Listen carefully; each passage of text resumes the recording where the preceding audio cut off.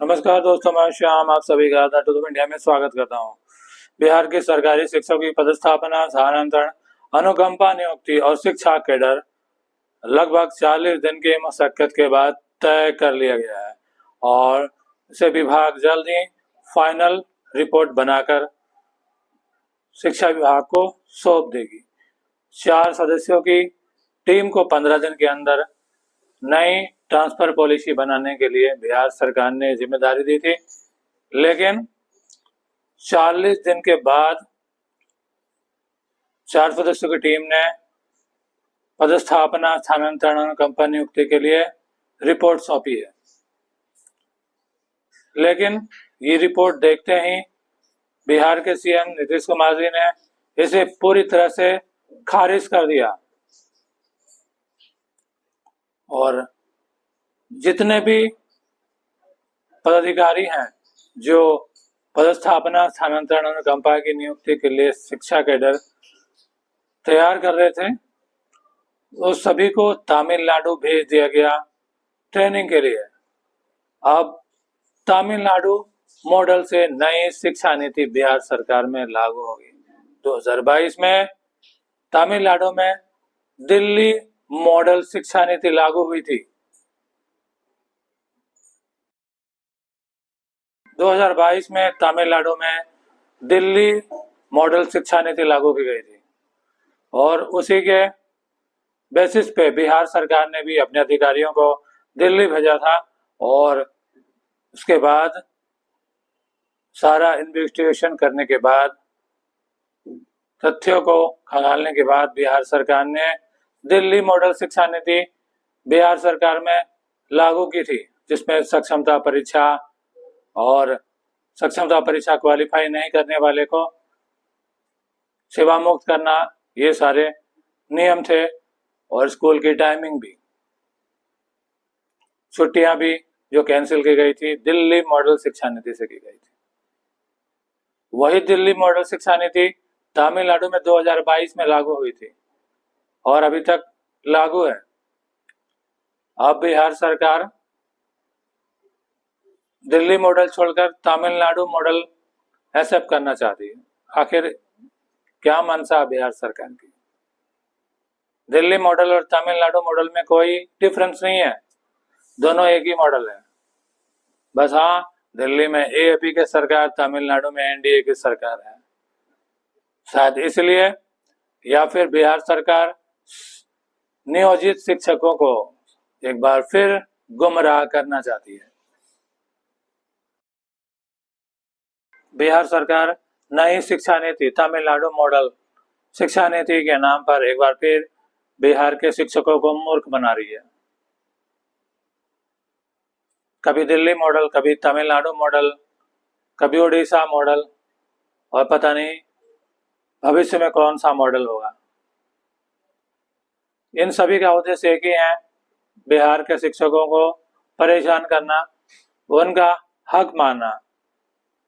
20 साल से बिहार के नियोजित टीचर जो अपने अधिकार के लिए लड़ रहे हैं, समान काम समान वेतन और ग्रेड पे राजकर्मी का दर्जा, ऐच्छिक स्थानांतरण,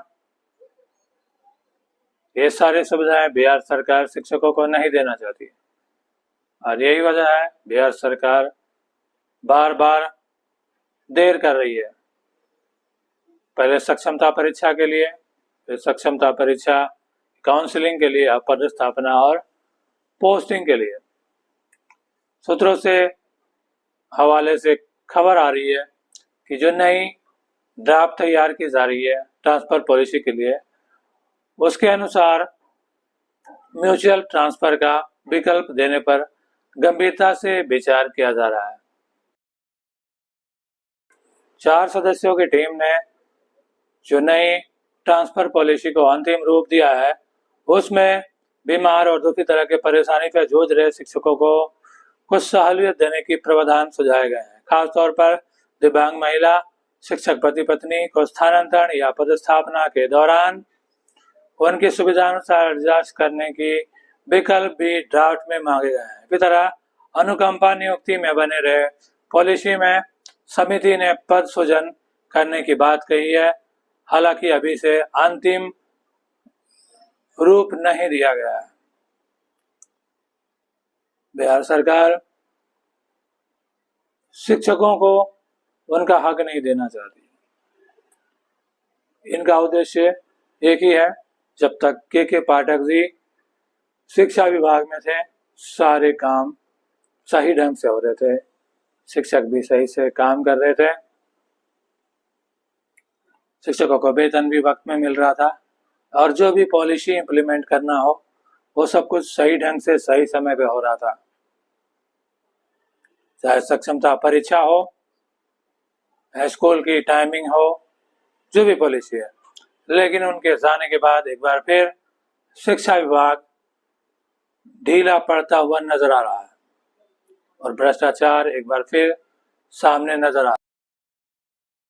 आधिकारिक सूत्रों के अनुसार शिक्षा विभाग और अपर मुख्य सचिव ने इस संबंध में समिति की अधिकारियों के साथ उच्च स्तरीय विचार विमर्श भी किया। फिलहाल कुछ तकनीकी पहलुओं के कारण समिति ने अभी तक अपनी अंतिम अनुशंसाएं विभाग को नहीं सौंपी। उम्मीद है कि कुछ दिनों में इस मसौदे को मंजूर मिल सकती है, क्योंकि तबादला आदि का मुद्दा बेहद संवेदनशील है, इसीलिए राज्य सरकार इस मामले को बेहद सावधानी से कदम उठा रही है।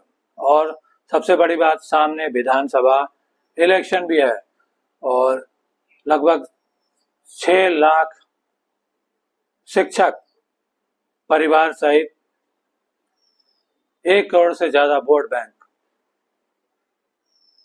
तो बिहार सरकार इन्हें नाराज नहीं करना चाहती है, क्योंकि लोकसभा इलेक्शन में एनडीए सरकार ने और बिहार सरकार ने भी देख लिया है